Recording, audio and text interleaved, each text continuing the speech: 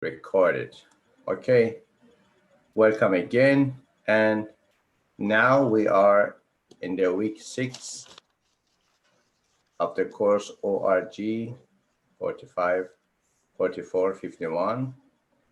And we will talk about chapter 13, 12, and 13 from your textbook, course book. It is Behavioral Organization, 12th edition, Managing People and Organization. The chapter 12 is about contemporary view of leadership in organization. Also, I know that, let me share the chapter 12, yes.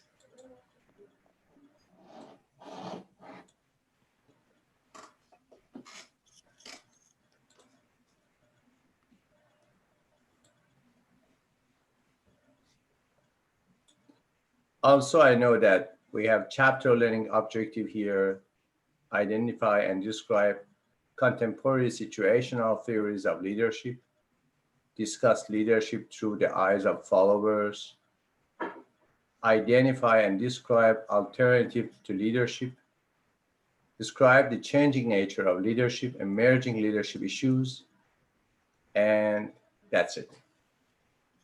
Have you taken the course Leadership, No. LED 3665? So you will have a course so-called Leadership with the code of LED 3665. This older course is about leadership, very specific course on leadership. But now in other courses like here, ORG 4451, we have some chapters about leadership and basic concepts of leadership. Contemporary situational theories. New situational theories have evolved from LPC theory, path, goal theory, and decision tree model. What is LPC? The leader-member exchange model. It is LPC theory, the Hershey and Balance model, and the attribution of leadership, updated versions of the original models, and other parts. And the leader-member exchange model by Dunsrow and Brown, it says that the leaders from unique independent relationship with each of their subordinates. That it says that the exchange model between the leaders and the members, followers, are based upon the independent relationship between them and subordinates. Note that people who work with leaders, the official word is follower, but sometimes in organization they are called employee, they are called co-workers, or as you see here, sometimes they are called subordinates. But formally, people who follow a leader are called followers. We have members for a boss, for a chef. We have co-workers and employee for a manager, and we have followers for a leader, because boss or chef is for a tribe, and tribe has member, and manager is for organization, has co-workers, and leader has followers. So sometimes we call them subordinates, sometimes we call them followers, and sometimes we call them co-workers. Each superior subordinate pair is a term vertical dyad, not horizontal, vertical dyad. Why? Because we have a power distance model here. Power distance is the distance between the two parts of power, power holder and subordinates. Sometimes it is called vertical dyad. Vertical dyad, who is boss, who is subordinate. So it is superior subordinate pair. It is a pair, two persons, two level. One level is upper, it is called superior. One level is downer, It is called superior. And the changing between these, the exchanging between these two parts is called superior subordinate pair, and also termed vertical dyad, not horizontal. It is vertical dyad, upper and lower.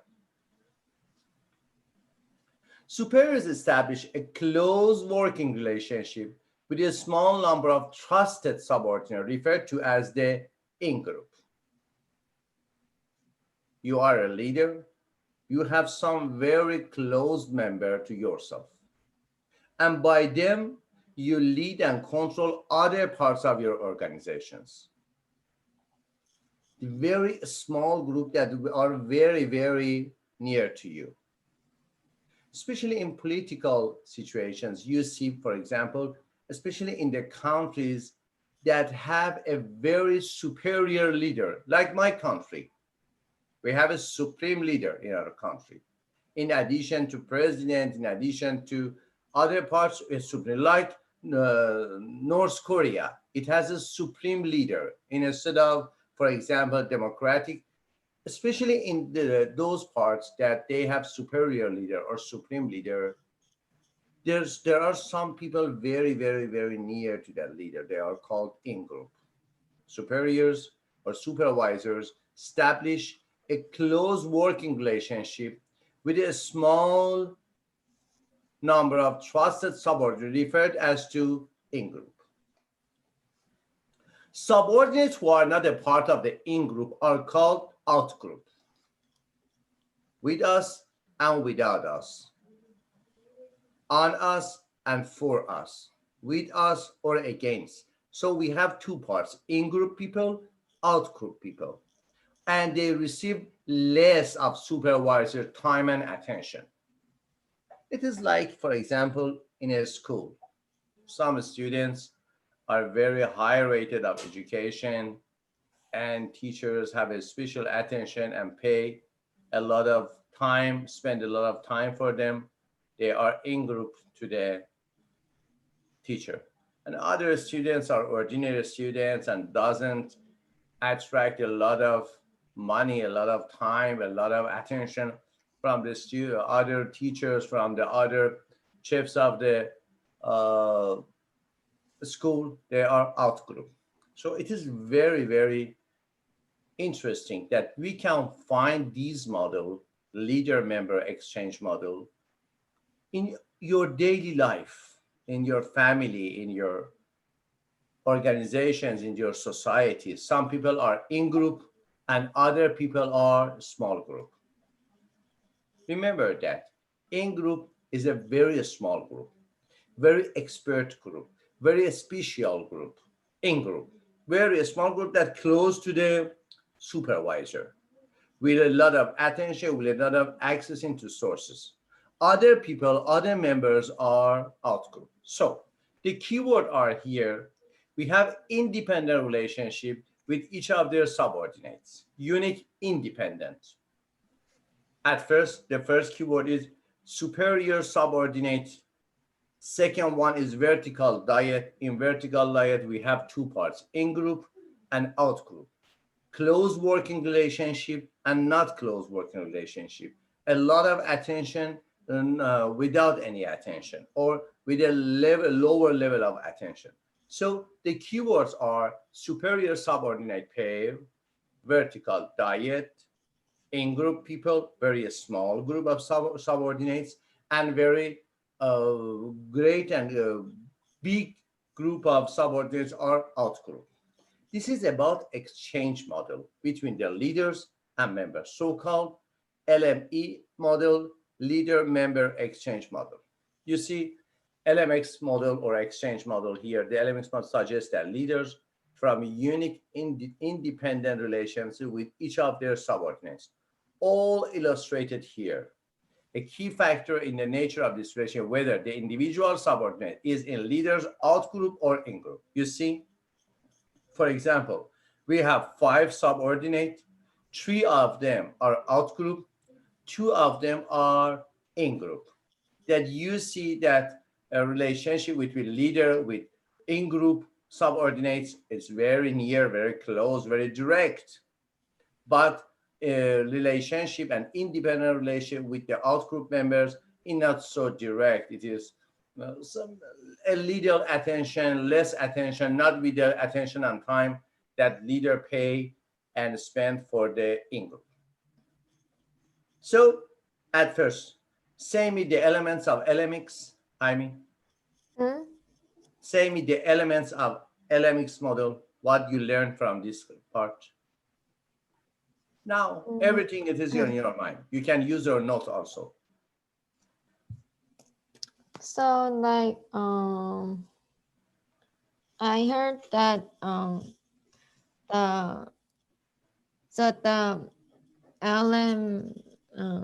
LME is the LMX.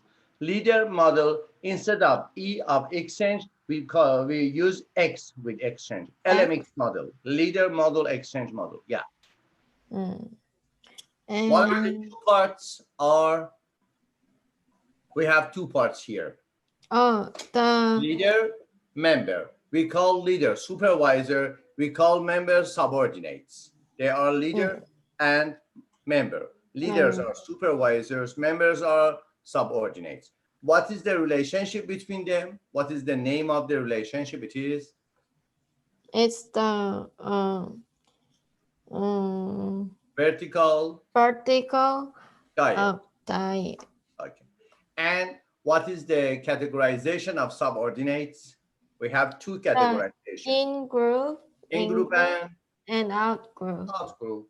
Small groups are very near to leaders, very near to supervisors, giving and taking a lot of attention and money and time of the leaders, of time of the supervisor. Other people are out of this group, less money, less time, less attention, they are out group. Thank you. Hersey and Blanchard model. Kenneth Blanchard is one of the theoreticians and one of the thinkers about the management. I think he is alive now. And one of his greatest simple books is a book has written co-author with Spencer Johnson, passed away. Spencer Johnson passed away, I think, 2 years ago.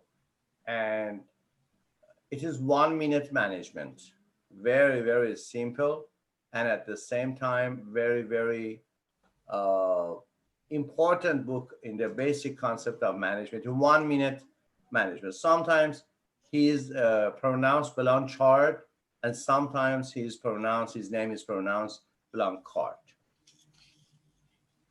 Suggests that the appropriate leader behavior depends on the readiness of followers. So the keyword here is readiness. What is the appropriate leadership? The appropriate leadership is based on the readiness of followers.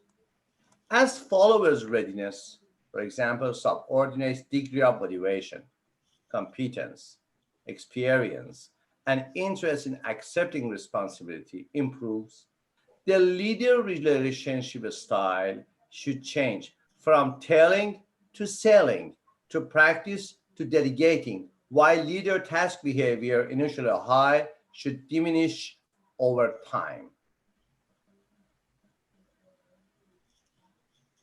Instead of telling to selling, instead of participating to delegating.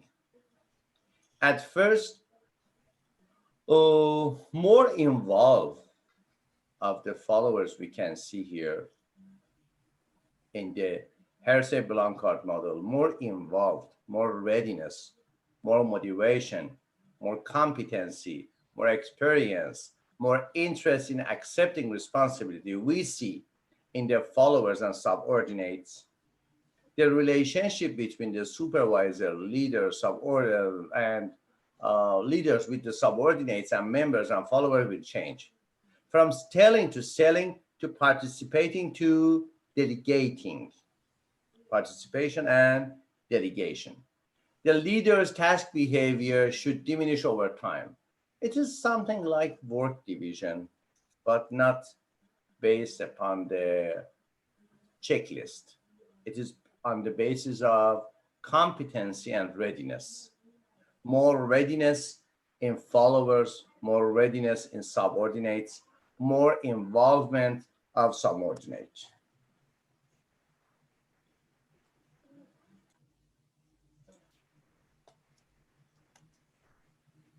You can see Hersey-Blanchard theory here. It says that the Hersey and Blanchard theory suggests that leader behaviors should vary in response to the readiness of the followers. This figure shows the nature of this variation.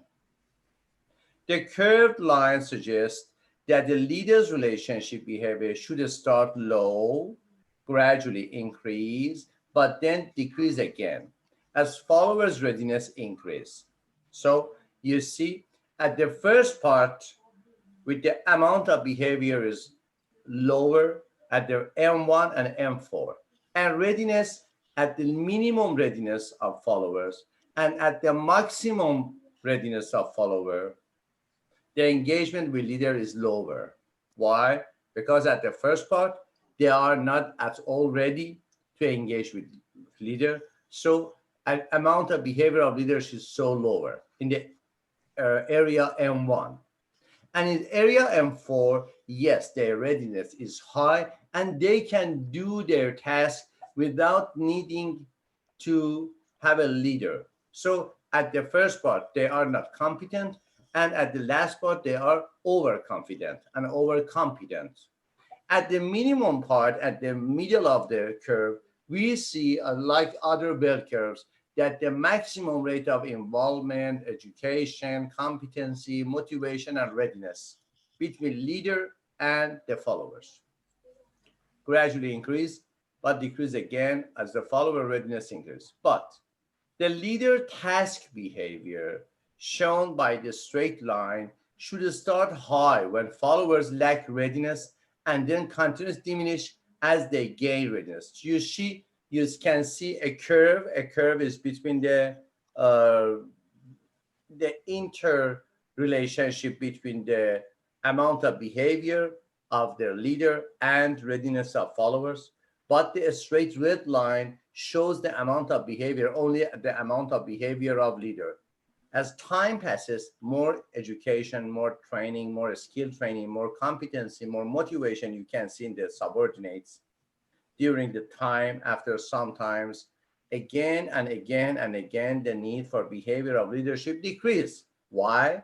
Because the followers will become more powerful to accept responsibility, to do the task without leadership, to have some motivation and competency and confidence for doing their task by own self, not by leadership. So as the time passes, you see that the red line will decrease. It shows the amount of work doing by leaders will decrease. But the bell curve shows the amount of relationship between the amount of behavior of leadership and the competency and motivation of followers. So if you want to say a keyword of the Hersey and Blanchard model, the keyword is, how do you think about the keyword of this model is? Readiness. Readiness, yes. Yes. And gradually readiness. Time passing, more readiness. Okay. Oh, Courtney is coming. Oh, So it is kind, yes. It is from telling to selling, from participation to dedication.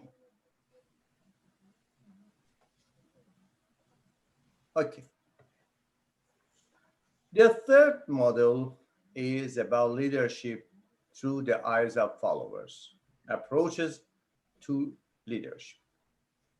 We have three major approaches of leadership in the eyes of followers: transformational leadership, charismatic leadership, and attributions of leader. Transformational and sometimes transactional leadership. What is transformational leadership? The set of abilities that allows the leader to recognize the need for change, create a vision guide to guide that change, and to execute the change effectively. What is the meaning of transformation? How do you think about the meaning of transformation? What are the differences between change, modification, transformation, and sometimes transcendence? Jaime, do you think what is the meaning of transformation? Hi, Courtney, welcome.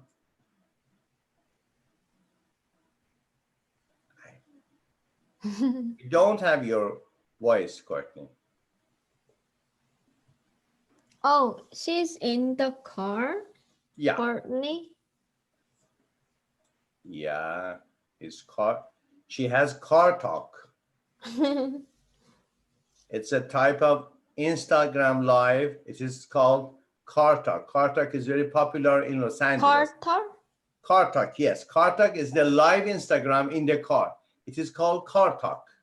Oh. It is very popular in Los Angeles. A lot of famous people in Los Angeles, and also sometimes because I have every day I have a live Instagram live on my own language, Farsi, every day for 7 days a week. I have live in the morning of Los Angeles time. And some of my friends in Los Angeles in English language or Farsi language, they have car talk. Car talk is mean you play your Instagram live in your car. It is car talk.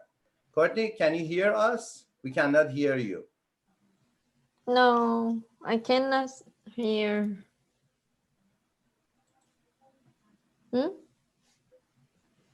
I am checking.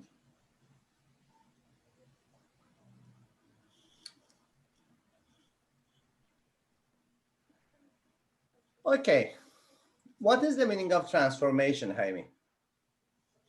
Transformation? I know when you say like transformation, it means you need to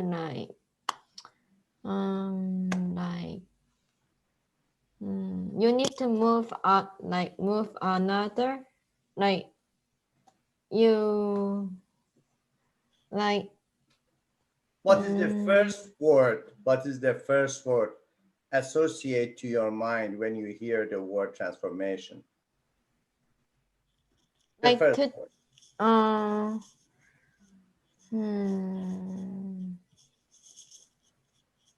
Like you need to change something. Change, deep change, soul, meaning of life, lifestyle, attitude, mindset. What is the first word? This is transformational leadership. Yes. So we have transformation, and sometimes we have a little weaker leadership style, so-called transactional leadership. And these are in a categorization of leadership with the title of value-based leadership. Value-based leadership has different types. Two types of value-based leadership are transformational leadership and transactional leadership. And one of the greatest value-based leadership is servant leadership. Servant leadership, the meaning and the goal of leadership is service, give service to other people. And they are very good people, but it is leadership. It is not charity. It is leadership. So when you talk about the transformational leadership, at first you should talk about the transformation. Transformation talks about the vision of your life, the meaning of your life, how to react with yourself. How can you change yourself, change your reactions, not based on the other people's actions. No, your reactions should be your action. You should be action based. Because of that, when we talk about transformational leadership, it is like transformational coach. For example, my life coaching style is transformational life coaching. Other life coaches talk about how can you manage your anger? How can you save your money? They talk about the external part of your life.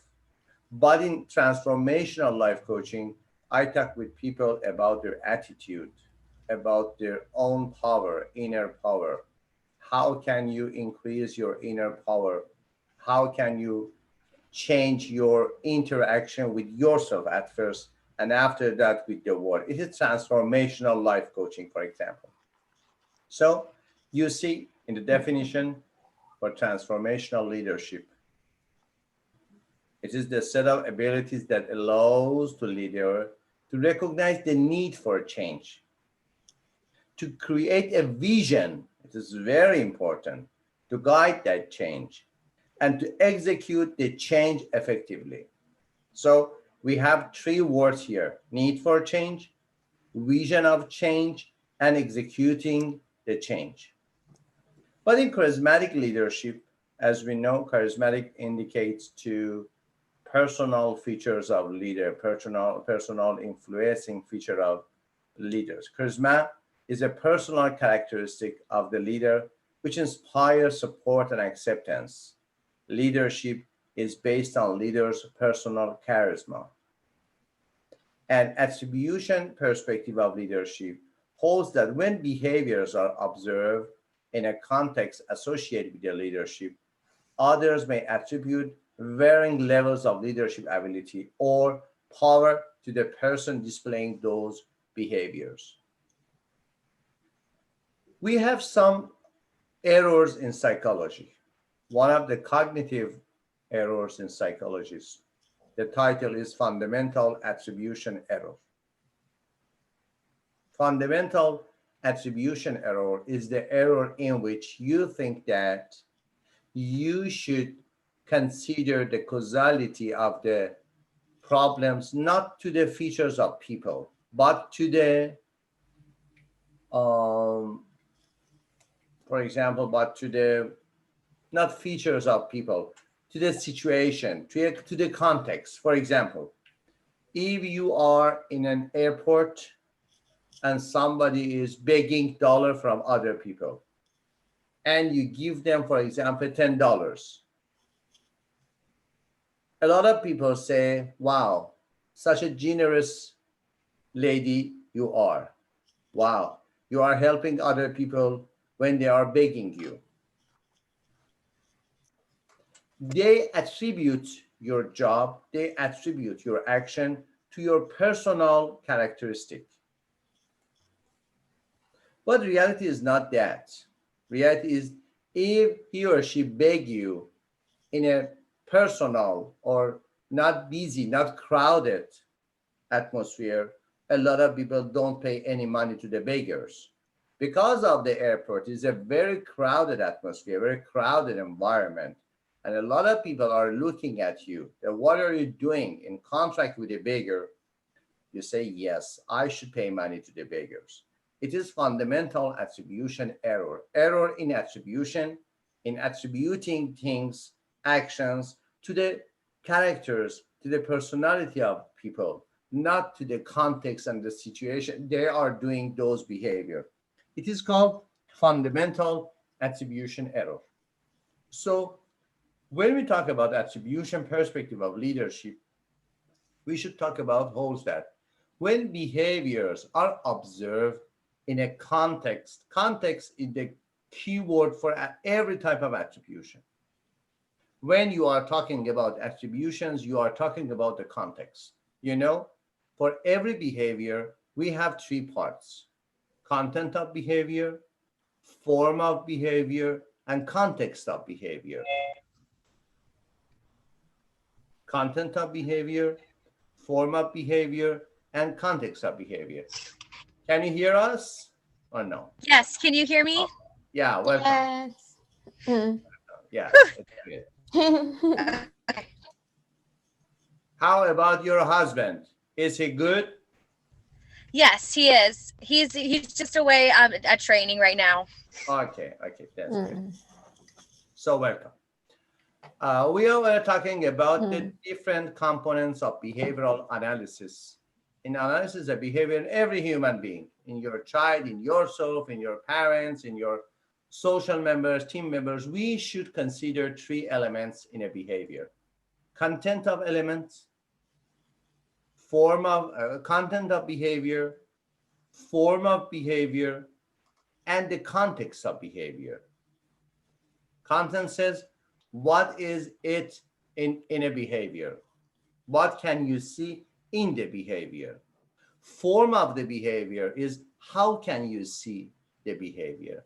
And context of behavior are about the unrelated factors, directly factors to the behavior, but they are indirectly influence the behavior that are very important. Context and contextual factors are more important than content of behavior and form of behavior. For example,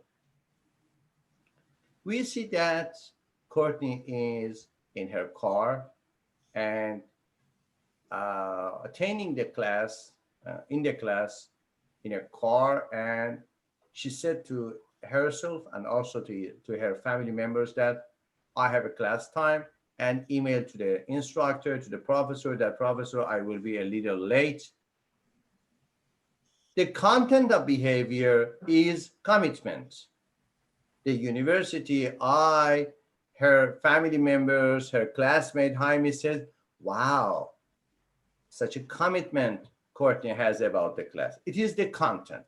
Form is, it is not important. In the home, in the park, in the car, I should attend my class. It is the form of the behavior. But context of the class, maybe Courtney wants to have some good financial aid, for example, for the next semester, or no, he has committed to his family members that with their children, I am a mother, I am a spouse, but I want to educate and other things. These are the apparently unrelated, indirected, but mainly they are directed.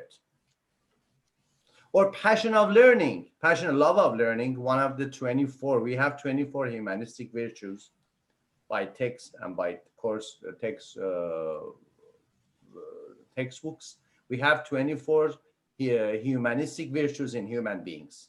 One of them is love of learning. One of the approved by the research, approved 24 humanistic virtues are love of learning. But the content of behavior is attending to class.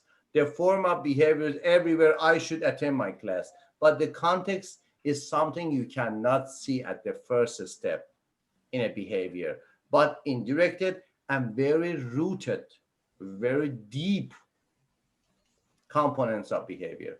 Because of that, every time you are thinking, you are studying every aspect of human beings, based on their attribution, you should consider context. It is attribution perspective of leadership. Courtney, what is your definition of the word transformation? I ask Jaime. I ask you again. What is the meaning of transformation on your own opinion? In my own opinion, the main word is change. And I think I like to use transformation as when it's a positive change to continue growing and evolving. Evolving, growing, change, positive. So we have 4 words here, 4 vocabulary here. Modification, change, transformation, and transcendence. We have 4 words here. So technically, change is different from transformation. What is the first word associated to your mind when you hear transformation? What's the first word? Change is Change. the first thing that comes to my mind. Change. Yeah. Change. And yes, the outer and external part of every type of transformation is change. But deep change, transform, trans, prefix of trans is mean converting one situation to another situation. For example, you see transport, you see translate, you see transform from one language to another absolutely different language. It is translate, translanguage. From one port, especially to another port in another space. It is transport. As you know, because the first trading in the world in the seas and by shipping was the first type of trading. It was by shipping in the seas. Because of that, you see when you want to go out from a port, you need passport. Passport is the your you're allowing you to passing from the port and going from to the another port. It is transport. When we say transform or transformation, this is called the changing the form from one form to another form, changing in quality, not simple changes. Simple changing is modification. Another changing is changing in quality is mean transformation. Okay. What are the main features of charismatic leader? Envisioning, it is very important. Energizing and enabling. These are three elements of leadership, charismatic leadership. Can you name some of the charismatic leadership you know in the history around you and the moment just now in the world, no, in the past history? Who is the charismatic leader you know in your life? You said present, or can it be in the past? President Kennedy. Another one, Or Martin Luther King. Martin Luther King. Is Hitler a charismatic leader? Adolf Hitler, the leader of Like Germany. infamously charismatic, maybe. Mhm. Is Donald Trump charismatic leader? He's, well, What is the common factor? Because of that, I asked such question because we have negative and positive charismatic leaders. yes. Charismatic is charismatic. It's related to it is not related to the negative or positive aspect of leadership. Martin Luther King Jr. is a positive moral leader of our nation. The moral leader of our nation. Also, we have, for example, in India, we have Mahatma Gandhi, the founder of modern India. Also in Korea, also in my country. Some of them are positive people, some of them are not positive people, but all of them have these three elements: envisioning, energizing, and enabling. Three parts. All the charismatic leaders have a vision, very powerful vision about the future. All of them create a lot of energy in their followers, and all of them empowering and enabling everybody around them. Envisioning, articulating a compelling vision, setting high expectations, and modeling consistent behaviors. Everything. Two, energizing.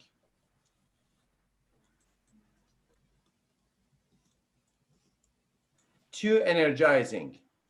Demonstrating personal excitement. I'm muted. Expressing personal confidence, seeking, finding, and using success. When you work with a charismatic leader, you are always energizing and enabling, expressing personal support, empathizing, expressing confidence in people. So these are the main and core features of a charismatic leader: envisioning, energizing, and enabling. An alternative to leaderships, leadership substitute, and leadership neutralizers. What are the leadership substitutes? Individual and group job and organizations. Individual professionalism, one of the substitute of leadership. If you have a lot of individual professional, the professional around yourself, they can do the same work of the leadership. Yes, sometimes. Leadership is the combination of all the traits one people, another people, the third people, the fourth people can have. All together, you can see in one person, so-called our leader. Motivation, experience, and training, indifference to rewards. It's very, very important. Or group norms, or group cohesiveness, job structure and automated job, highly controlled job, interestingly satisfying job, embedded feedback job, rigid procedures and rules of organization, explicit goals and objectives of organization, and rigid reward system in organizations. These are the substitute and sometimes neutralizers for leadership. Sometimes, for example, if you have a high group norms, as you know, honestly, leadership is an individual activity. Leadership, not management. Management can be done by a group. But leadership is not about a group. The target of leadership is a group, yes. But the act of leadership is not about a group. It is about one person, only one person. So we have some substitute and neutralizer of leadership. The changing nature of leadership. Talk to me about the sources of power during the time. For example, from 2000 years ago, what was the source of power 2000 years ago in the time of Jesus Christ? What was the source of power? Who was power holder? Who was powerful? Who was power holder? What was the source of power? What does power mean in the time of, for example, Jesus Christ? Money, social prestige, agriculture, military force, family and kingdom. What was the source of power, for example, 2000 years ago?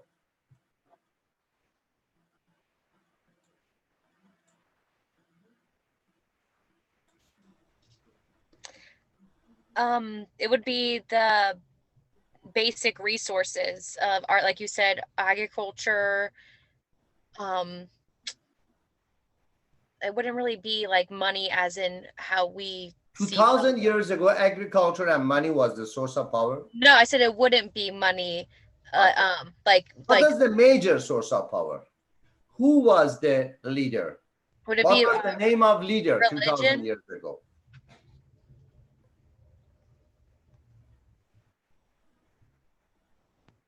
We call them?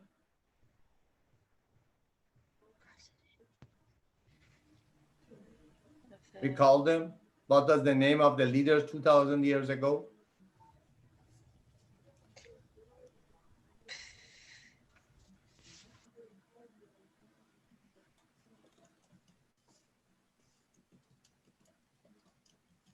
He or she was called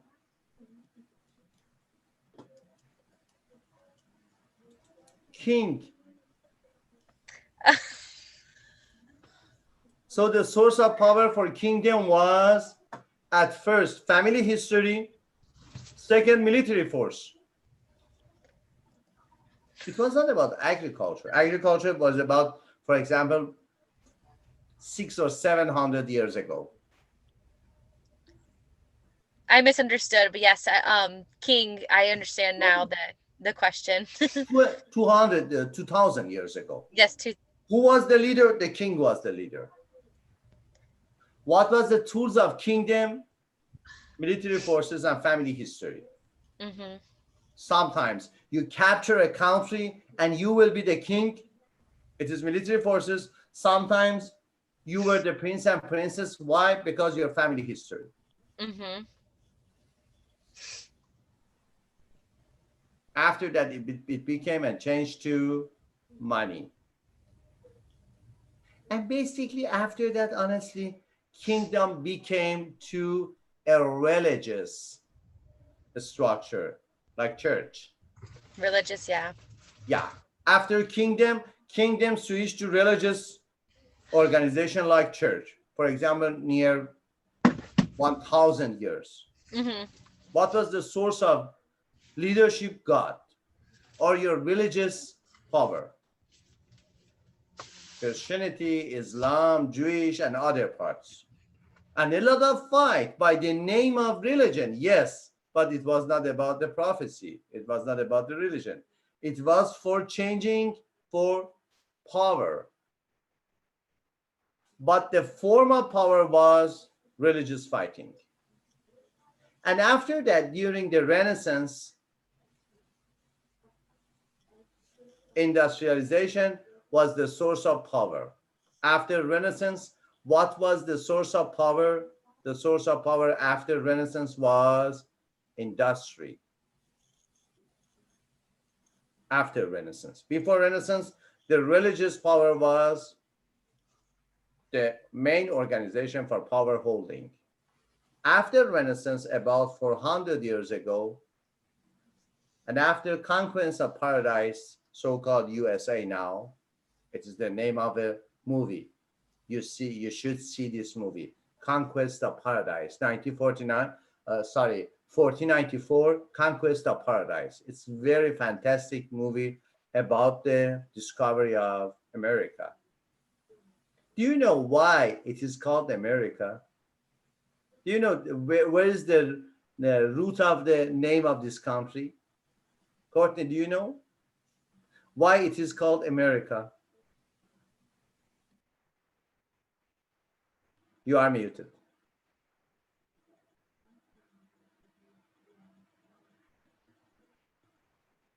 We cannot hear you, Courtney. It is muted.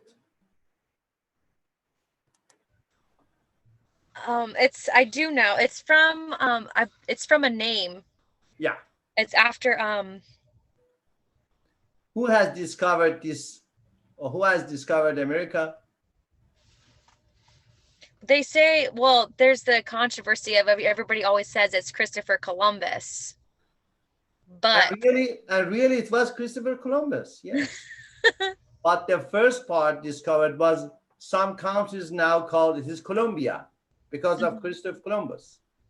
But in that time, after 200 years, they found that, wow, who has discovered here was Christopher Columbus. For the first 200 years, they think that the name of the person who discovered this country was Americo. Americo was America. I don't know, Antonio Americo. Was the family name was Americo. Because of that, it is called America. After 200 years, historian people said, no, the first one was not America. The first one was Christopher Columbus. And it's Amerigo. Yes, America, and the name of the country and name of all the countries were North America and America. And the only country which the first entered was the country you call Colombia now. Colombia in the southern America. Colombia is the first part that Christopher Columbus entered. Highly recommended to see the movie 1494, Conquest of Paradise, by the fantastic playing of Gerard Depardieu. Gerard Depardieu is one of the greatest French actor. It is Gerard Depardieu as he plays the role of the Christopher Columbus. Okay. Is it a subtitle film? No. It is written in English language. Okay. It's English language. Okay. I think it is in English language because I have seen in English language. I don't remember that. Leaders as coaches. 2 weeks ago, International Federation of Coaching says that every leader, and every 2 weeks ago, it is very hot news about the changes in the world of coaching. 2 weeks ago, International Coaching Federation says that people who work as coaches should have, it is mandatory, should have the leadership science. Why? Because leaders as coaches are very important. At first, leaders are coaches. They are coaching other people. They are finding the best in other people. They are not creating the best. They are finding the best in other people. And after that, help them nurturing their best. Because of that, coaching is always about transformation, about getting better and better. Neuro leaders as mentor, and there are some technical differences between mentor and coaching. Help select team members and other new employee, and provide general direction as a mentor. helps train, develop the team and member skills, and help acquire information and resources. These are the role of leaders as coaches or leaders as mentors, and helps resolve conflict and mediate disputes. Second one, gender and leadership. Again, is there any difference between male and female in doing the leadership style or not? How do you think? I think there is. But what are the differences? And that's Gender-based differences. based on just on gender based, and like, and I will say it's per individual, you know, because you could, every individual person's different. But like I said in my response for my LE, that I believe women are more transformational leaders and men tend to be more transactional leaders, as in women may be more comfortable in displaying compassion and empathy and encouragement than men would be to like another man or to another female. And I think that women are usually more comfortable with expressing their emotions. So that could be one difference. And here Other- women are more democratic. Thank you, lady. Thank you. Yes. And Jaime, how do you think about the gender basis of leadership differences and styles? Is there any differences between male and female for playing the leadership role or not? Jaime, how do you think?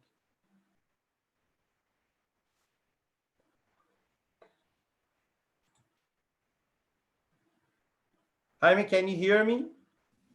Yes. How do you think about the differences, gender-based differences between female and male? Is there any differences? Curtis says a lot of positive aspect and positive features for female, democratic, so empathetic, and other parts of leadership based on female. Do you have any specific view about the differences between female and male or not?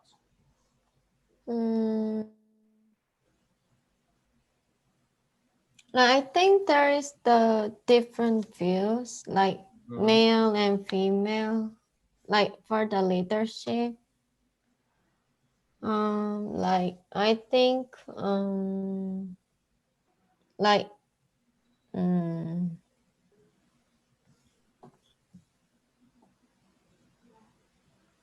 so like What? Like like which are more humanistic, which are more people-oriented or result-oriented? Men are more result-oriented or people-oriented? Or no, women are more result-oriented or people-oriented? How do you think about it? I think maybe like male leadership, like it's like I think like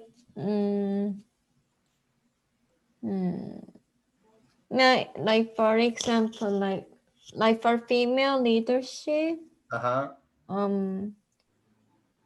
maybe like I can like maybe like I can be a leader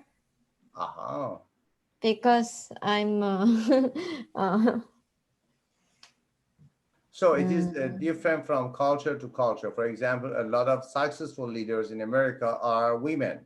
A lot of successful leaders and good and humanistic and very, as Curtis says, it is different from culture to another culture. In Asian cultures, yes, we have a dominancy of male leaders in a lot of organizations, in the governmental parts and the social parts. But here in America, we see also, not always, we see, especially in California, we see a lot of female managers, very successful female managers with a good aspects about the humanistic parts of leadership And honestly, they are something more than leaders. They are coaches, they are mentors, they are influencers, something more than leadership.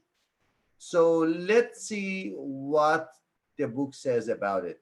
The stereotyping of styles is no longer valid. The stereotyping typing of styles is very fixed style, repeat again and repeat again and repeat again, repeatable styles of thinking. The stereotyping as a mannerism is no longer valid. A lot of people think no, there is no basic God creator differences between male and female for leadership. It is related to the personality and past life history and the past life training. It is not about your gender. It is about your training, your personality, your character, your family history. And women tend to be more democratic decision makers, as Courtney said. Men more autocratic. Women may have a stronger interpersonal skills, yes, and women may come from more opposition and therefore involves other in decision making to reduce conflict. They need to have a common sense and consensus about something in a position of autocratic. When you are an autocratic leader, you don't need and you don't understand the necessity of a consensus about your leadership styles. And cross-cultural leadership.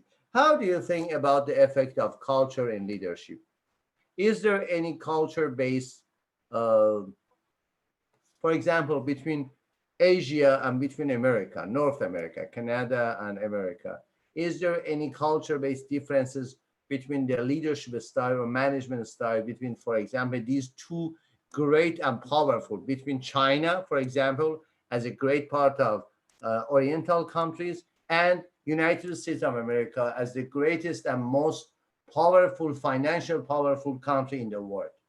Now you can see as the business coaches, as the future leaders or managers, you should know, yeah, you should pay attention, very strong attention to these differences. Now we have two strong financial economic superpower in the world. One side is China, another side is America. Before 2020 and before COVID-19, from 2000, I think 10 to 2018 or 19, in America, people of America believe that the most powerful economic superpower in the world is China. The American, Native American thought during the last 10 years that the most powerful economic superpower in the world by research, it is called by research, is China. Only 2019 or 2020, a lot of Americans, more than 50% of Americans says, yes, now the most powerful economic superpower in the world is America. We don't know what about the 2021 because of COVID-19, the equation of superpower and also the president of America is changing, and we don't know how can we change the attitude of the world because of these 4 destroying years of president of this current president. Because of that, we don't know that other people outside of America, how can new president change the economic view of other countries, especially other countries' citizens about the America. But before this time, in its America, everybody thought that yes, China is the most powerful economic superpower in the world. Now they think yes, again, America is the most powerful superpower in the world. We should do it again in another research, not in 2021 after COVID, because COVID has changed a lot of equation of power, economic power in the world. So how do you think about the impact of culture in the leadership style? For example, Jaime, do you think that the popularization, and it is very popular in your country as Korea, also in other Oriental countries, it is, for example, martial arts, and to be a hero for people, also in my country, Iran, we have a thought model, so-called Pahlevani. Pahlevani is meant that I am the hero for other people. I am here to save and to serve other people. So Pahlevan is very important figure, historical figure in my country, my culture. And it's very positive. Pahlevan is someone who has focused his lifetime for helping other people. I know, for example, in martial arts, in Oriental countries like Korea, like Japan, like China, also, we have such things. And I don't know, because only 500 years written history of America, I don't know. Is there any such heroistic model of leadership in America or not? But it is culture based. It is not good or bad. It is culture based. In these types of culture elements, like for example, heroism, helping other, thinking about the God, and not God as a church and as a religious, God as a source of power and power source for everything. Believing to God can change your leadership style. Please talk to me about the both of you. Please talk to me about the culture-based aspect of leadership. How do you think? And about cross-cultural leadership is that part leadership which is not related to the specific leader, a specific culture. It is cross-cultural. At first, we want to talk about the cultural aspects of leadership. How do you think, Courtney or Jaime?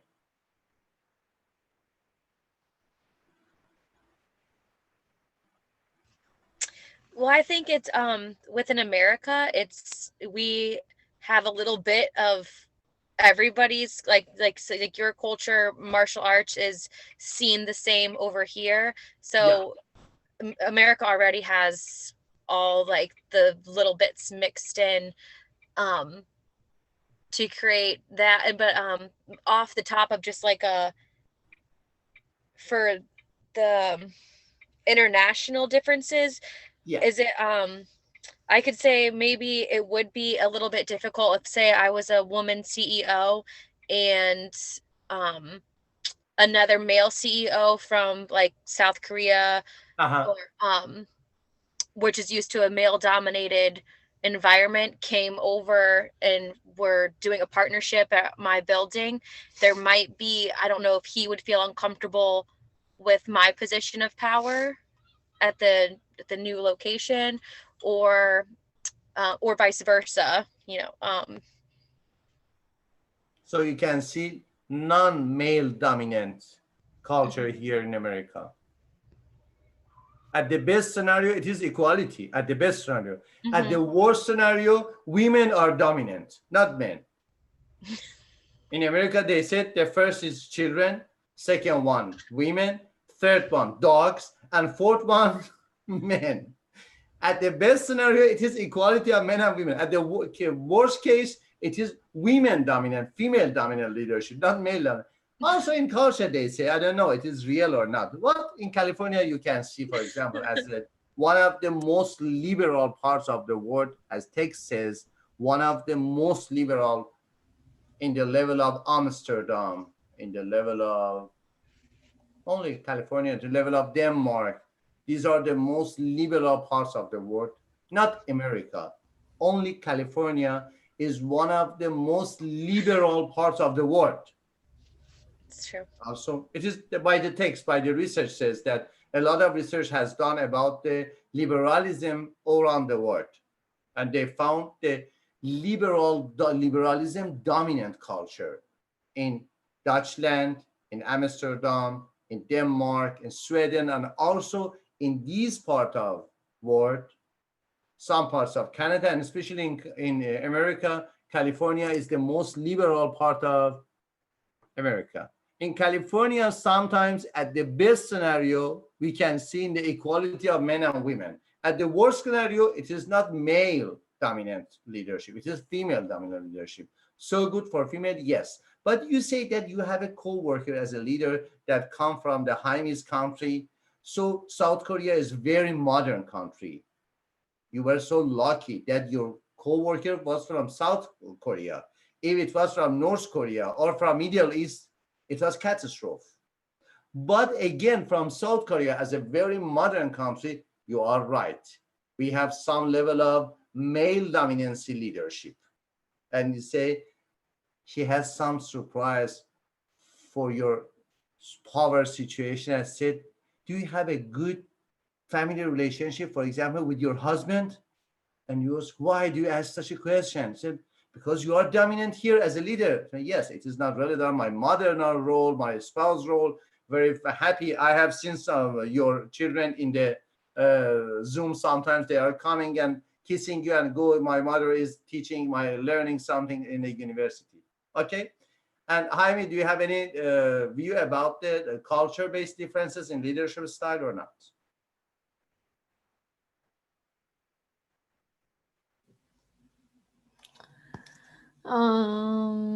I think like in Korea, because I am lucky that I'm in South Korea.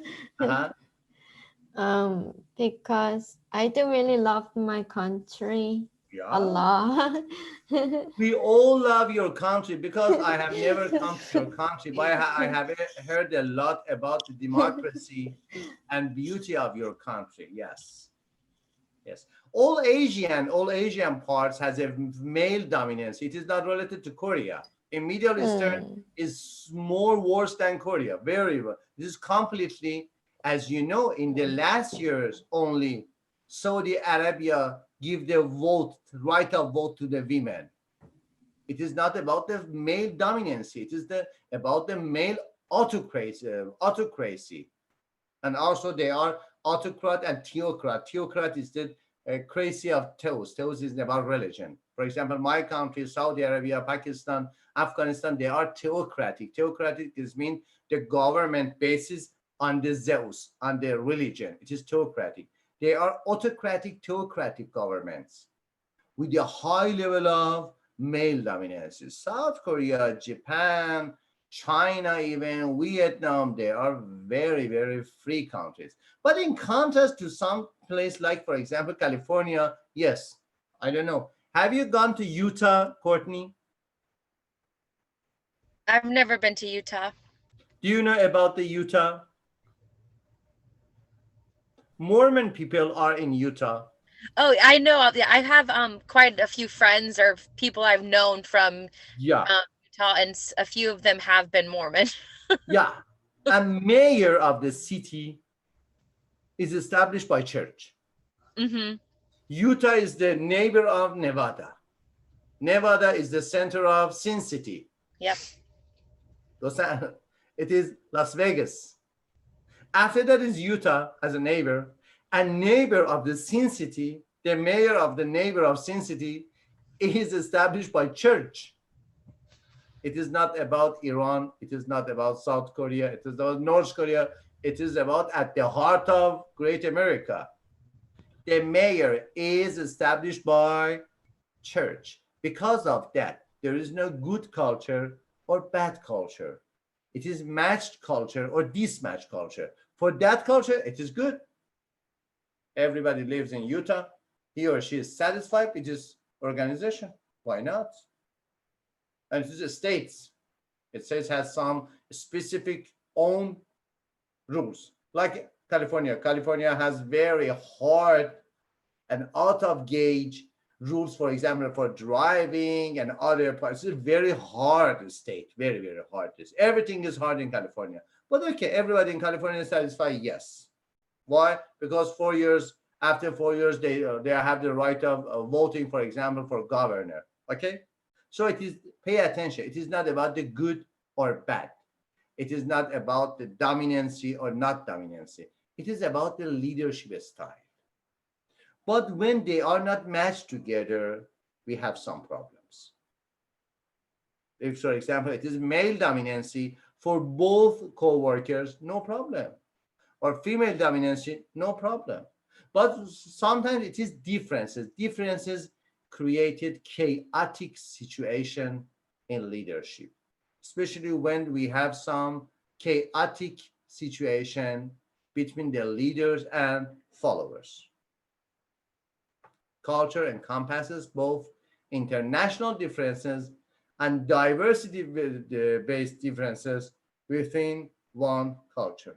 And international leadership and Project Globe, charismatic value-based leadership, as I say, value-based leadership is it is transformational leadership, transactional leadership, servant leadership, and value-based leadership, term-oriented leadership, human-oriented leadership, self-protective leadership, autonomous leadership, and participative leadership. So we can have about 15 minutes for a break. And after 15 minutes, we will be here again for continuing the course. And at the time of the class, you have 15 minutes for take the week 6 exam. See you after 15 minutes. Okay.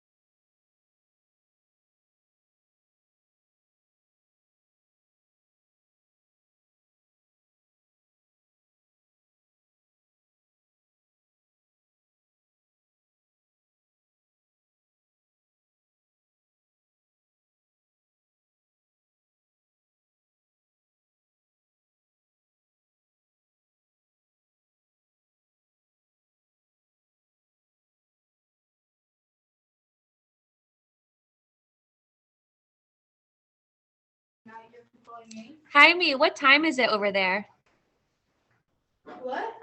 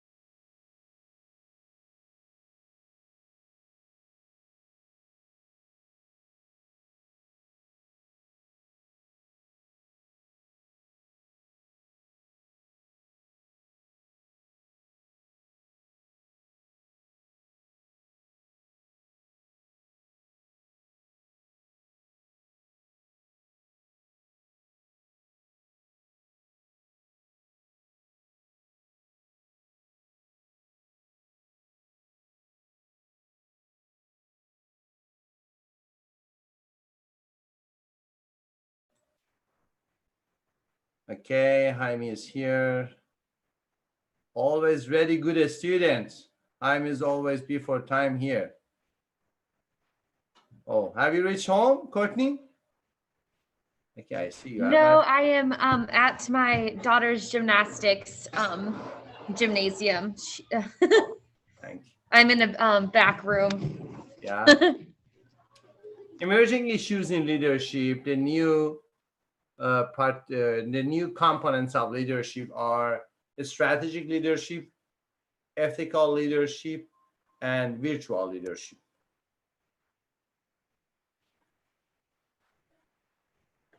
Requires the leaders to be capable of understanding the complexities of both organization and its environment. What is the first word associated to your mind when you hear the word strategy? The first word. Plan. But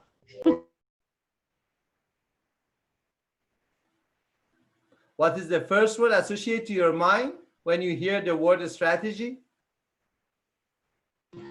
Come up with a plan, like a plan. Plan, okay. And Jaime?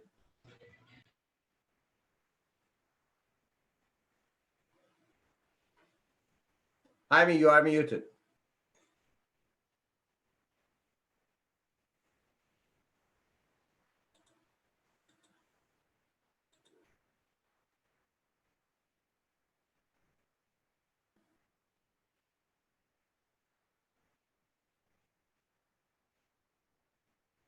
Jaime, can you hear me?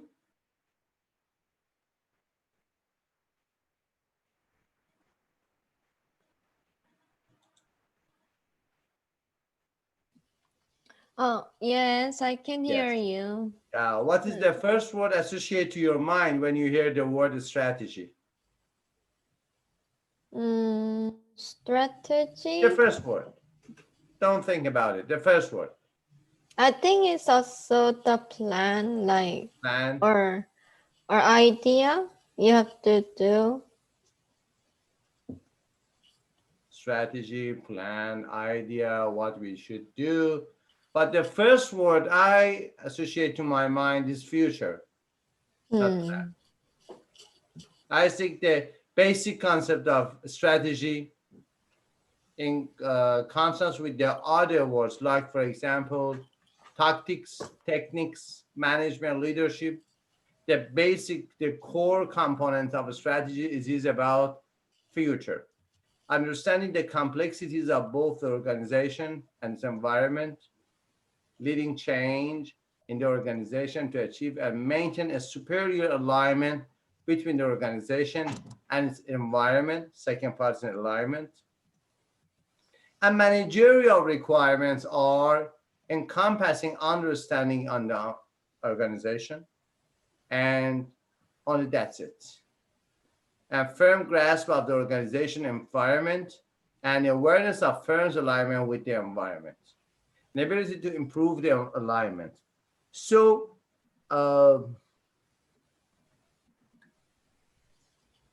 when you are discussing about the role of strategy, strategic thinking, please pay attention. Note that we have different parts. One part is about the strategic thinking, strategic planning, and managerial alignment between the environment and the organization, and the future orientation, the tools for leadership as a future orientation task. Leadership is a future oriented task. The tools is called strategy. All the tools are encompassing the one word so-called strategy.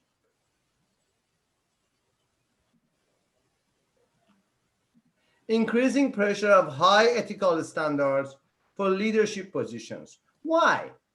What is the relationship between ethics and leadership? Why it is so important that we have a phrase so-called ethical leadership? It's not about the religion, it's about the judgment, about the justice. Why ethical leadership? What can we do unethical, illethical in a leadership position? That's because of that we have a high pressure on the word and the phrase of ethical leadership. How do you think about the relationship with ethics and ethical issues and leadership? How do you think? I think it's important because you have to have trust and honesty. You have to be able to role model that, and then be your what's the word in the book that I always say, subordinates, but like your employees, whatever, trust you and are honest with you, and that's the foundation, I think, of any relationship, really. Yeah, that's right. It's like a religious leadership. It is like a governmental, political leadership, organizational leadership. And the aspect of ethics is like that. Trust between leaders and followers is the basic emotional part. Why we have an emotional bond with our leaders? Why? Trust, love, sense of power, not power, sense of power. Looking at him or her as a role model. We want to modeling our daily life roles by modeling of his or her roles. He or she should be our role model. We have an emotional bond with our leaders. Except of that, it is not leadership. It is autocratic. It is something like dictatorship. It is like something like governmental or political relationship. When you are talking about the leader, you are talking about the person that he or she is your ideal self. He or she can be your role model. Such a role model is he or she that you cannot trust. If you cannot trust your leader, it is not leadership. It's a garbage thing, something, for example, very autocratic manager, and because of the pressure and because of your fear of the charismatic personality of your manager, of your parent, of your political leader, and you think, yes, I am follower. You are not follower. You are a bad situational, you are in a bad situational power line and power distance that you cannot be free of the pressure of that leader-like person. He or she is not a leader. So as Courtney says, trust is one of the greatest part of leadership. And because of that, we have a style of leadership, alternative style of leadership, so-called ethical leadership.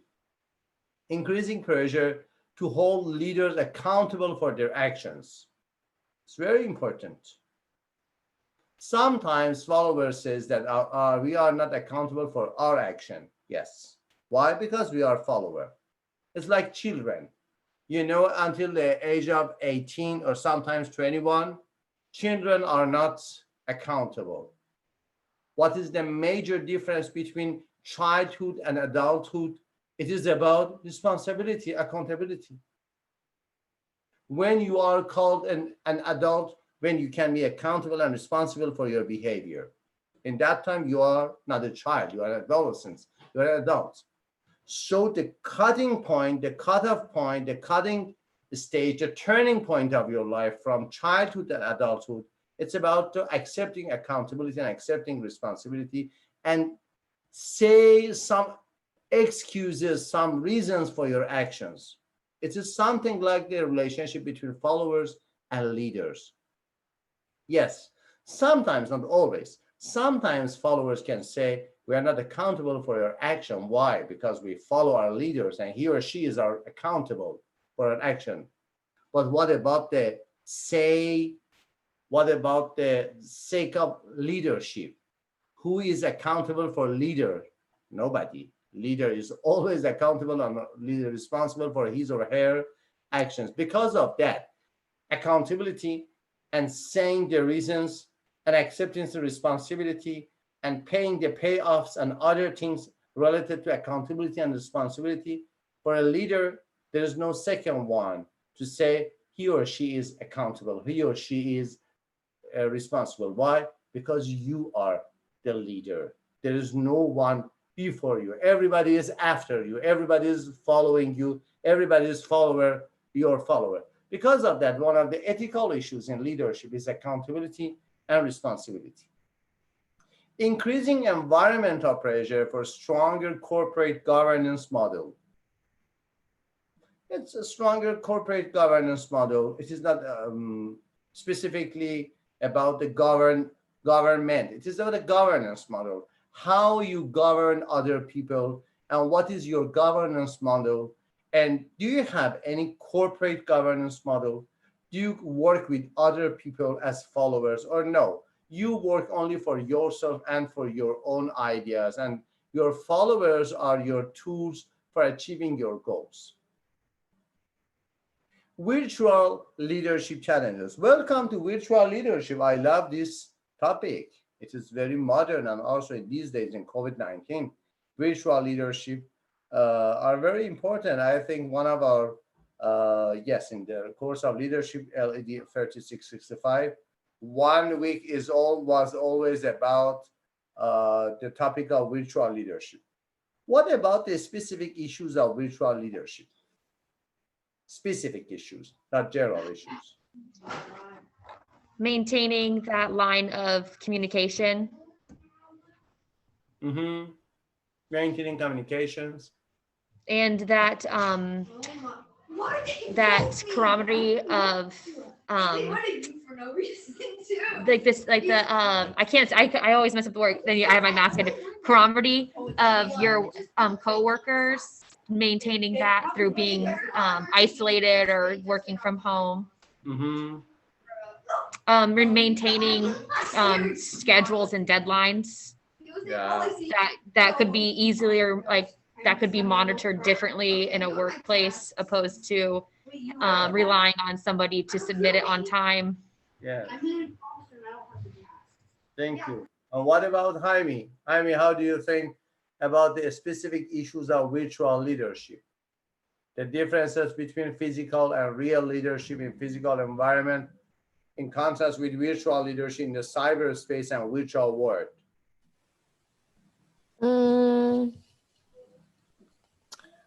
I think for the virtual leadership,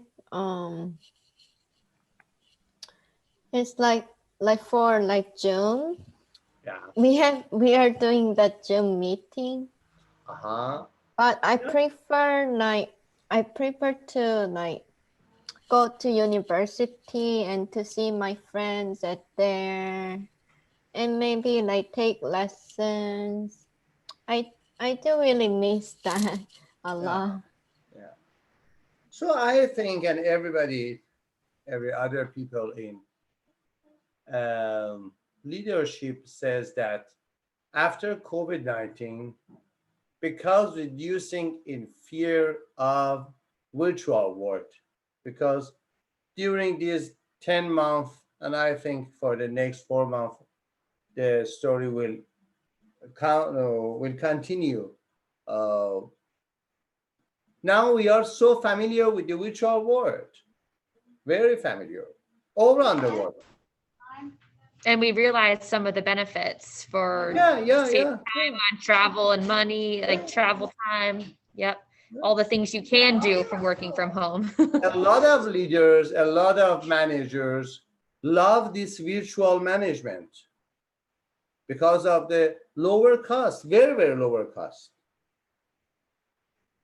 They had some good idea about creating such a virtual space for working, but they were not courageous about it.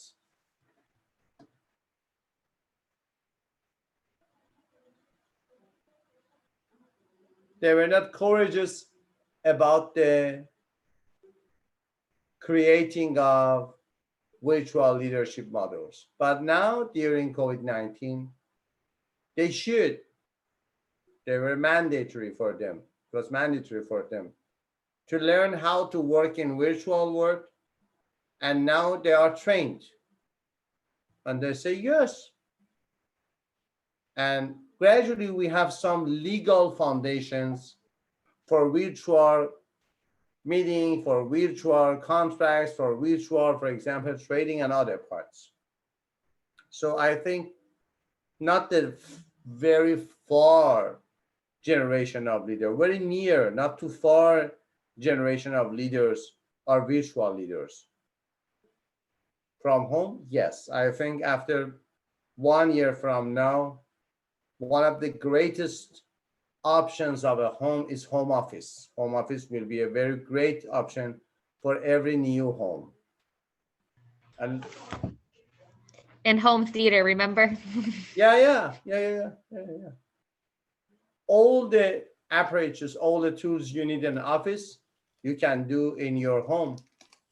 And I know that a lot of companies have sent now in different countries have sent their employee to their home and a little additional money for using home for internet and other things. And they have freed a lot of, for example, automobiles, a lot of buildings, a lot of investment on traveling and other parts of working.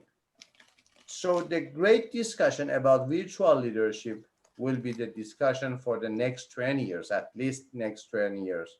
And it's very good. It's a new generation of thinking, new generation of leadership, and new generation of a lot, I don't know, for example, about the soccer match or concerts, or no, I don't know, for example, a haircut and other things. Some services I think we cannot bring them in the virtual world. They are so physical. But for a lot of services, for a lot of productions, we can do it at the home. Changes in leadership and mentoring as in-person contact replaces visual contact. Note that this chapter and this title has been written about, I think, 6 years before COVID-19. Your book is about 2013 or 2012. About 5 to 6 years before this new situation, you see that the writer has created a specific chapter for virtual leadership challenges, changes in leadership and mentoring as in-person contact replaces virtual contact. Less nonverbal communication, yes. Instead of verbal communication, face-to-face communication, we will have a lot of nonverbal communications. Increasing importance of email's role in conveying appreciation, reinforcement, and constructive feedback. So now we know that email has a great position in the business, in e-commerce, and also in digital marketing. Email has a lot of great role in digital marketing. And face-to-face relationship skills become critical as opportunity decreases for direct contact. Okay, we can go after reading the chapter, and we can go straight for the next chapter. I wish to say something about this chapter to you. Influence and politics. Power, influence, and politics.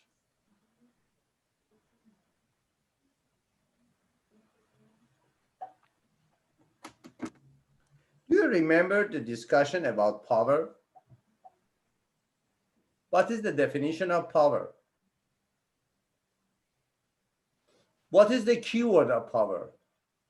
What is the first word associated to your mind when you hear the word power? My word is control. What about you?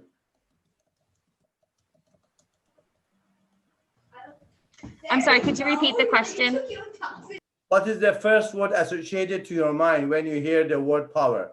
My association is control. Mine was control also. Because not if it's power, control, control of the situation popped in my head like in one word. And also sometimes I remember pressure, power and pressure, power and control. What about you, Jaime? What is the first word associated to your mind when you hear the word power? Power? Yeah. Control, pressure, anything else?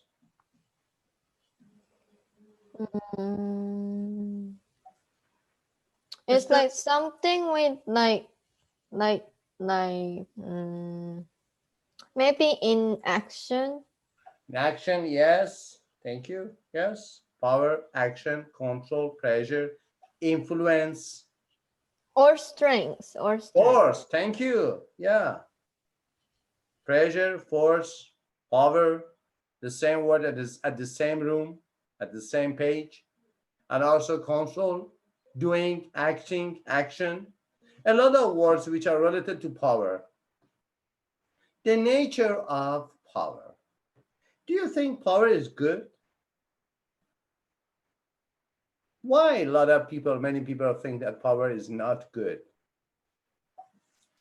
Why, for a lot of people, for many people, the first word associated with power is corruption? Why? Because of abuse of power. Abusive power. Why? A lot of people, many people think that power is corruption, power is abusive. What type of power can you see a lot of corruption, abusive in that power situation? Political power, governmental power, social power. What type of power you can see a lot of corruption and abusive situations? Political is the top one I think of. Other abusive power. Also, we are not talking about the abusive power. We are talking about nature of power. But it's very interesting that many people say that power is not good. And I ask them why. They say because power is corruptive, power is abusive. I say, what do you mean of corruptive or abusive? Power is not always. A rare rate, a lower rate of power holders are abusive and corruptive. Other power holders are power holders. They have pressure, they have force, they have values in actions, they are created new ideas, new lifestyles, life skills, and other parts. And they are also power holder because of high level of intelligence, because of the high rate and high level of courage. So the nature of power is the potential ability of a person or group to exercise control over another person or group. So you can see here two keywords. One, potential. Two, control. The main difference between power and influence, it is about potentiality. Power is potential, influence is not potential. Power is potential, control is not potential. You can see the control, but you cannot see the power. Power is the potential ability to influence or to do some control over another nation, another group, another person. It's about power. Types or bases of power. How do you think about the basis of power or types of power? Do you think, is there anything such as inner power? Have you heard about it? Or do you believe that there is inner power or no? It's not true. It's a false idea. What type of inner power? What type of power it is that it is inner and you cannot use it outside. It is only inside. Is there any inner power? I Why? think so. Yes. I'm happy that you think so, but I don't know why you think so. I think What so type because of power is inner power? it's the power that your personal power that you believe that you have,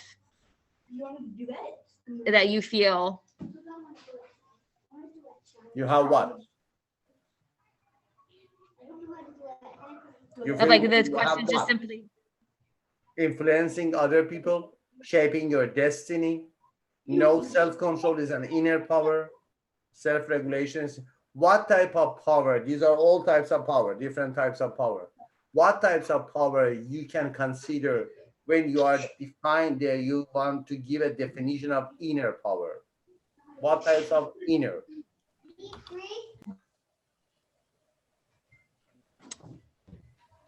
maybe yes, like a discipline, self-control. That would be Anger your inner management, power. stress management. Mm-hmm.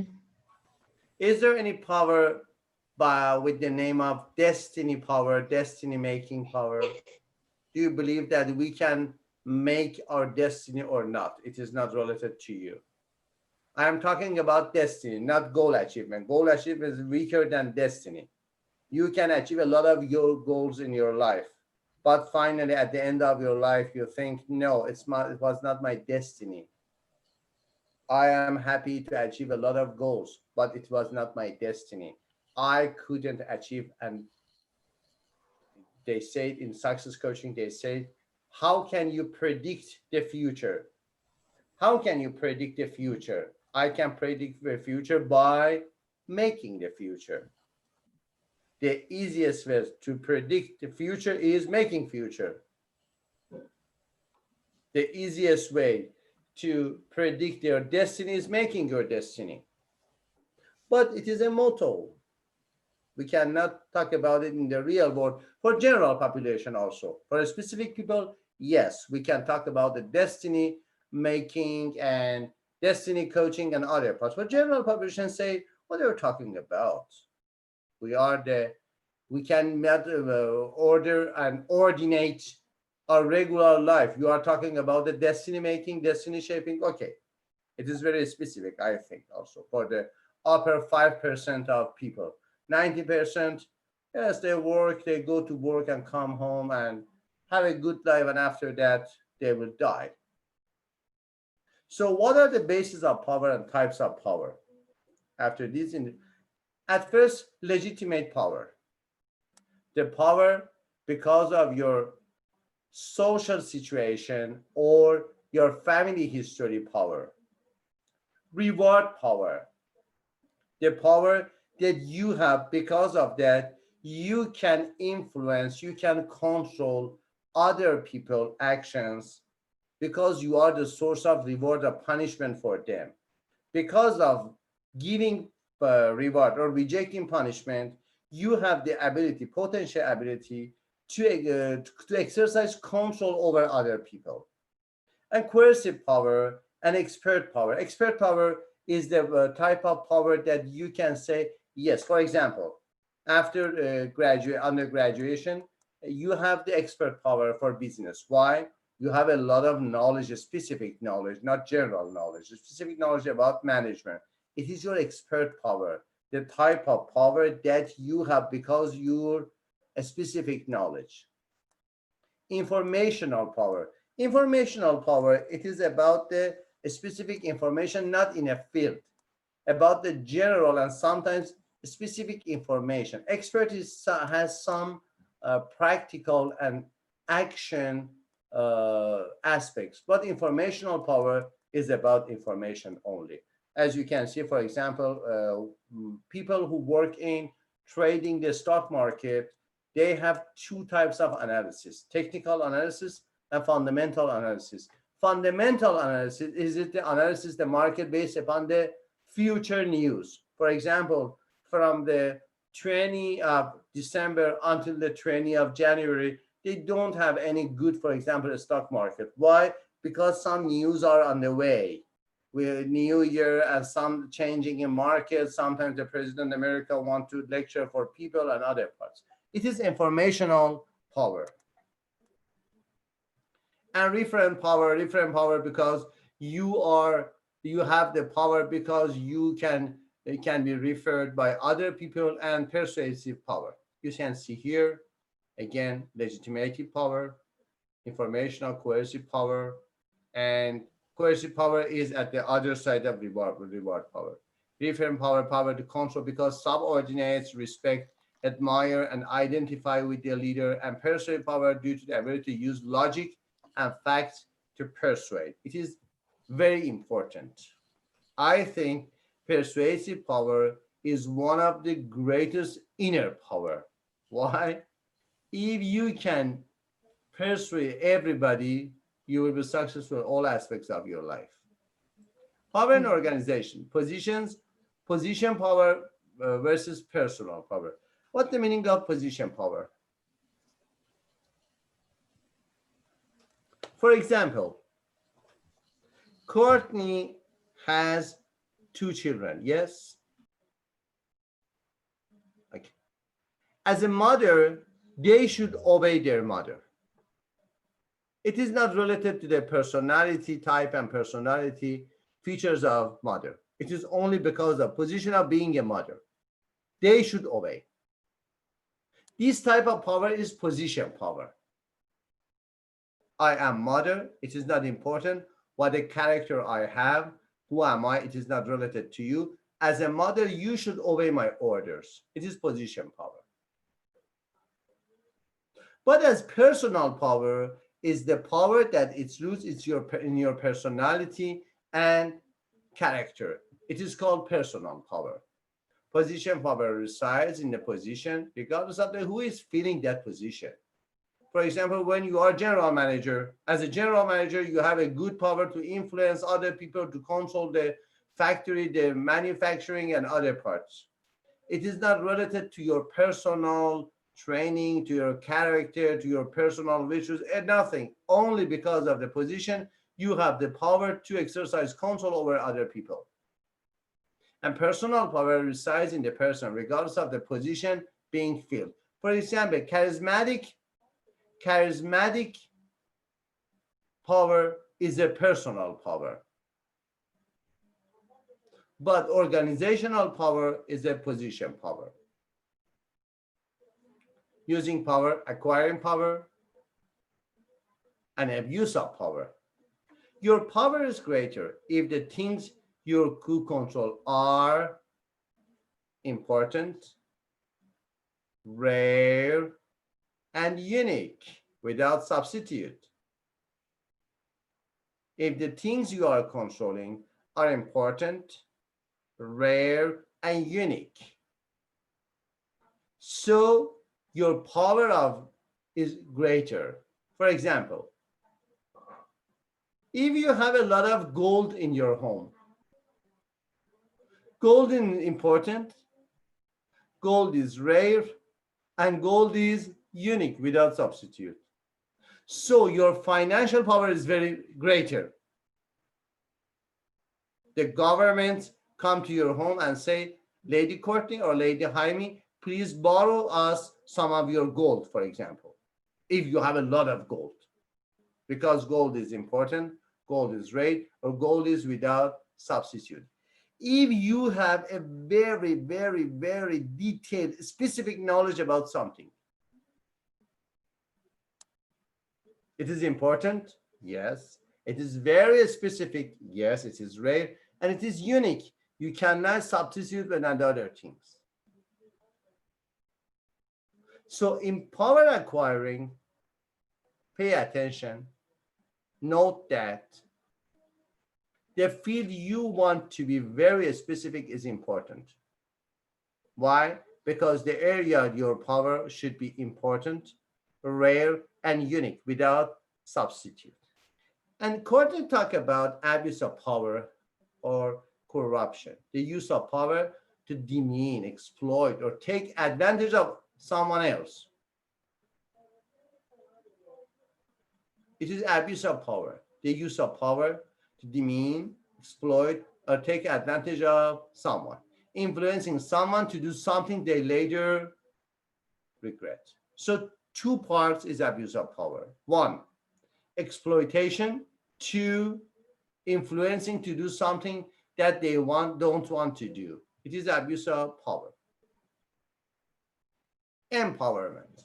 Empowerment is the discussion, is the topic about giving and making other people in your organization more powerful. Empowerment is the introduction to participation. Empowerment is the introduction to work division. Empowerment will make a leader for a leader a lot of time, free time. Why? Because their subordinates, their followers are powerful. Why? Because we have empowered them. Empowerment is about this. Sharing power with employees and giving them the authority to make some decisions. Wow, I am a tired leader. I want my followers and subordinates and employees have the competence and confidence to make decisions instead of me, make right decisions. Make right decisions, make good decisions. After that, I will have a lot of time to have a good time for myself.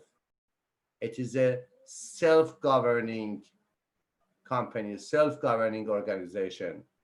It is not important for me to be always at the top of my company. Can improve quality, cut costs, and boost efficiency and flexibility, especially flexibility. This is very good. But just giving employees power is not enough. They must be skilled and trained. They should be competent and confident. The value of training is in competent and confidence. What is the role of training, special training in your mind?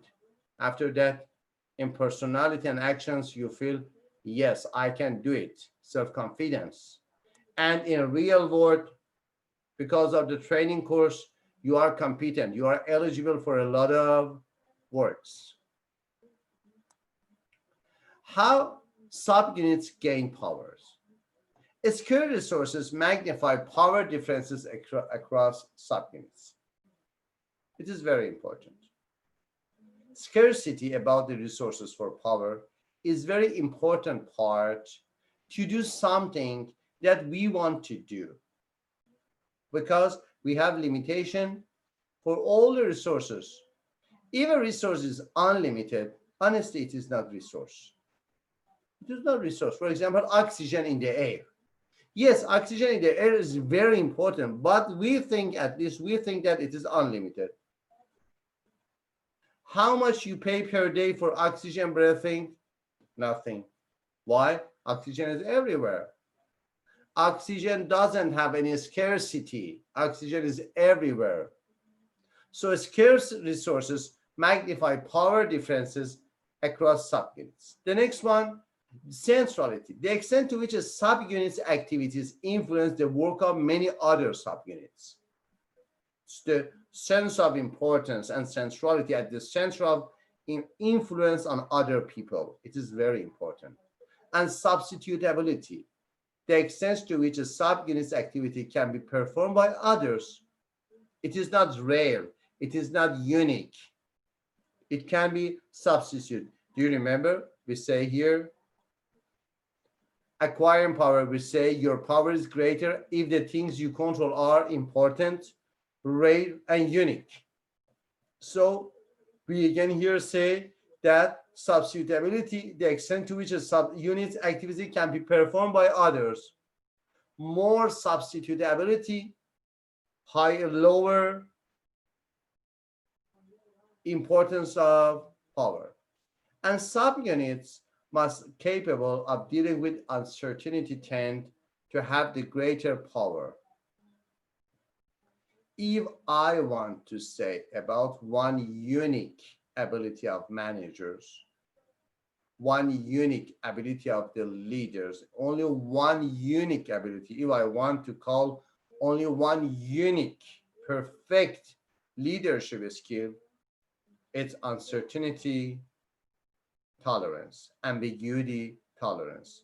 Great leaders, great managers have a very, very good and high level of tolerance for uncertainty. This is the basic mental difference between managers, leaders with other people. Other people cannot tolerate uncertainty. Uncertainty makes their mind chaotic, confused, terrified. They cannot tolerate uncertainty or ambiguity. Because of that, subunits must be capable of dealing with uncertainty tend to have greater power. You see, influence tactics, coalition tactics, engaging help of others to persuade someone. Consultation as an influence tactic is requesting someone's advice to solve a problem. It is an influence tactic, yes. What's the meaning of exchange? Offering something valuable in return for cooperation. Is it an influence tactic? Yes. Ingratiation, flattering someone to put them in a good mood? Yes. Inspirational appeals, appealing to aspirations, values, and ideals to gain commitment? Yes. Legitimating tactics, enhancing one's formal authority by referring to rules, precedents, or official documents? Yes. Personal appeals, asking for a personal favor or do something because we are friends. It is personal appeals. It is one of the influence tactics. It's very regular, very popular. Personal appeal is very, very popular. Yes, we are friends and I can have some influence on you because only about friendship, not about the confidence, not about the competence.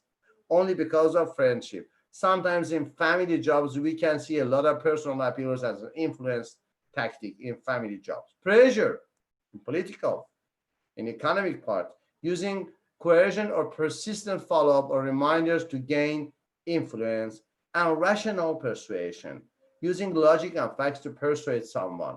Why we want to pursue you? Because you have a good information. Responses to influence attempts. We have 4 responses to influence attempts. First, commitment. Endorsing and becoming an actively involved participant as a result of influence attempt. Some people has a lot of commitment to us as the leader. Their response to our influence activity is commitment. They are severe obedient for our leadership style. Sometimes there are compliance, going along with what influence what without being personally commitment. Yes, I follow you, but it is not about my personal commitment. It is about my compliance. And passive resistance, two parts are positive: commitment or compliance. Commitment and compliance.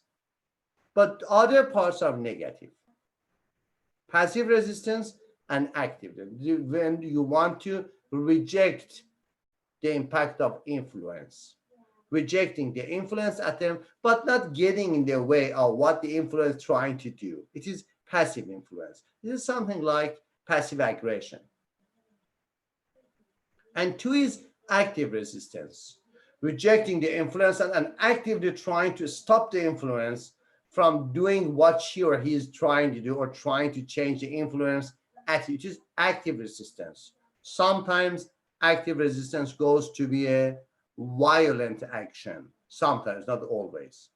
Passive resistance is something, for example, character assassination. When you want to do some character assassination to kill the social prestige of some person, to character assassination, it is passive resistance. Or sometimes, for example, gossip, to say gossip about people, it is about passive resistance to influencing other people, evaluating other people's activity. Okay? So now you have 15 minutes to take your weekly quiz, and after that you can leave the meeting. Is there any question? Okay, go to Nope. the Thank you. Bye. bye, go to the quiz. I'm here if you want B or not, it's related to you.